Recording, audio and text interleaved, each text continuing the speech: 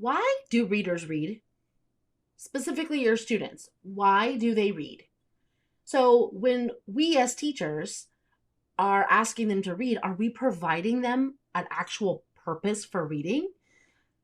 It's so important. And today we're actually going to take a deep dive into the very last video in our 3-part Science of Reading series. So this video is number 3, and today we're going to be talking all about the task.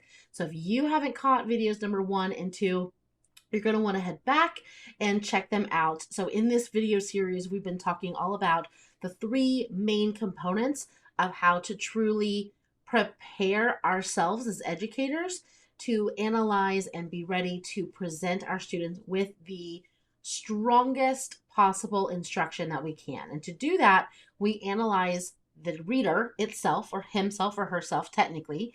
We also have to analyze the task. And the final component, which is what we're diving into today, is we're going to analyze the task. So we all know that in order for comprehension to take place, that teachers need to showcase or have some sort of purpose ready, right? Well, I'm reading this because I want you to do this. That is called the task. And tasks can actually vary between needing very basic comprehension to needing more deep, complex understanding of the given text. So we need to make sure that we have a very clear understanding of exactly what this task is going to be. So today we're going to analyze 10 very quick areas that teachers need to consider when they're determining what task is best for students in order for them to showcase their learning, their comprehension, and their understanding of the text. So today, before we dive in, let's make sure we're hitting that subscribe button so you don't miss any future videos from the CRS Teaching channel.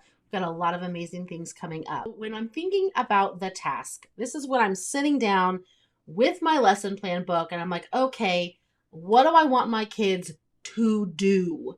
That is the task at hand. What do I want them to do when they read, or as they read, or after they read this passage? So really quick, we're going to go through 10 different areas that are going to help you best identify what to do with your students. So number 1 is to make sure that when you are identifying your task, that you have very clear learning objectives. So determine specifically what those learning objectives are going to be. What do you want the students to achieve through the task that you're asking them to do? Are you aiming to improve comprehension? Are you wanting them to use more critical thinking? Are you working on vocabulary acquisition, or a combination of these? So finding your task means having very clear objectives of your task choices. I know there are many teachers out there who say objectives are a waste of board space or they're silly. They're really not. Having a clear objective is important for us as educators when we're planning, and it's just as important for our students to understand the purpose of why they're reading a text. So clear objectives, check. Let's have them in every classroom, please. All right, number 2, alignment with curriculum and standards. I had to make sure I said this one because it is important. Yes, ensure that as you are creating your task, that you choose to align that task with your curriculum or your state's standards. So tasks should reinforce these concepts and skills that our students are expected to learn. So we've got to make sure there's alignment there through all of that, right? We all know that. Let's move on. All right, number 3, consider different comprehension levels. So when you're trying to determine what task to do with your text or with your students, choose tasks that target different levels of comprehension.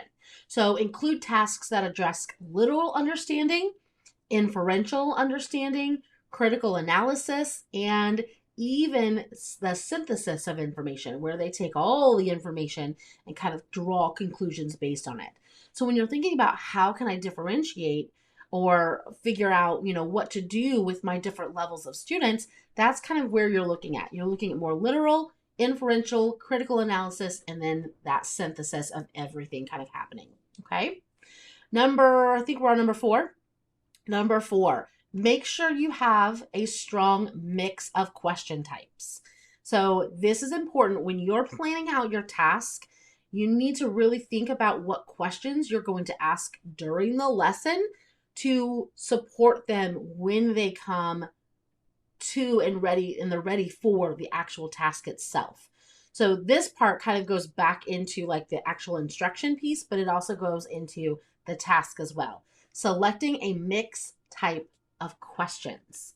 So choosing a variety of question types to engage students into and to help prompt diverse thinking, include questions that require things like recalling facts, that's your basic information, making sure they can make predictions, drawing inferences, compare and contrast, and of course, evaluate the text. So think about all of your DOK, all of your Bloom levels, and make sure you have a variety of questions.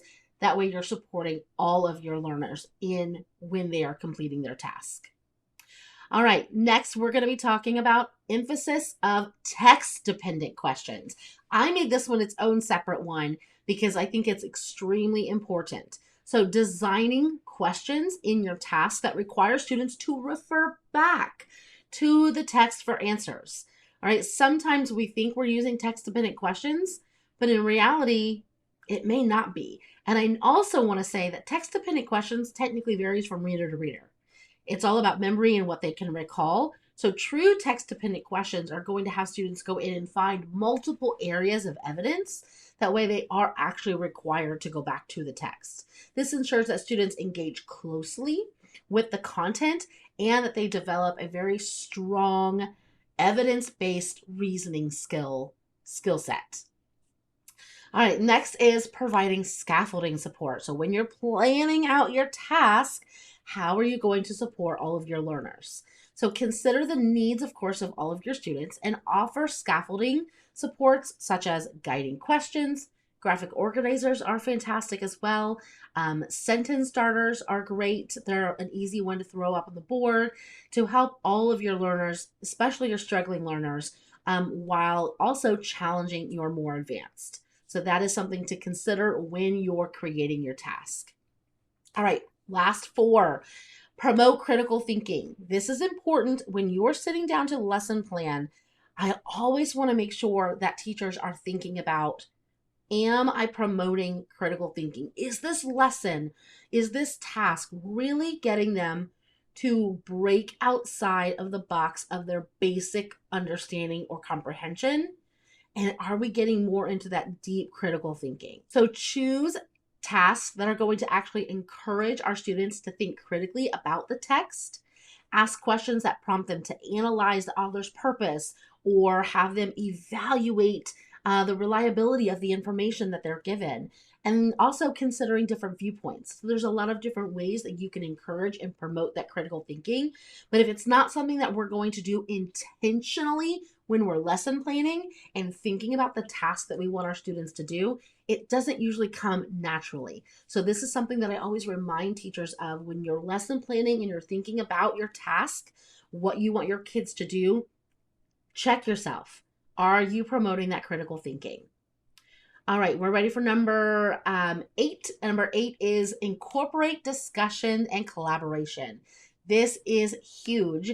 I actually have an amazing collaboration conversation guidebook for you that's free. I'm going to put the link down in the description below. So make sure to head down there and grab that. It has some great supports and information to help you really get your kids talking and learning how to have a conversation. So definitely check that out.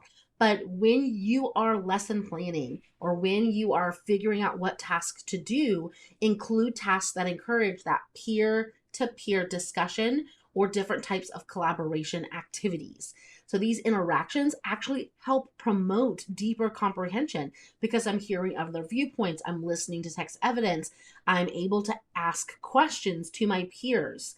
And so hearing these interpretations and help actually having students learn from one another is just going to deepen their understanding of the text and then be more successful with the task that you're asking them to do.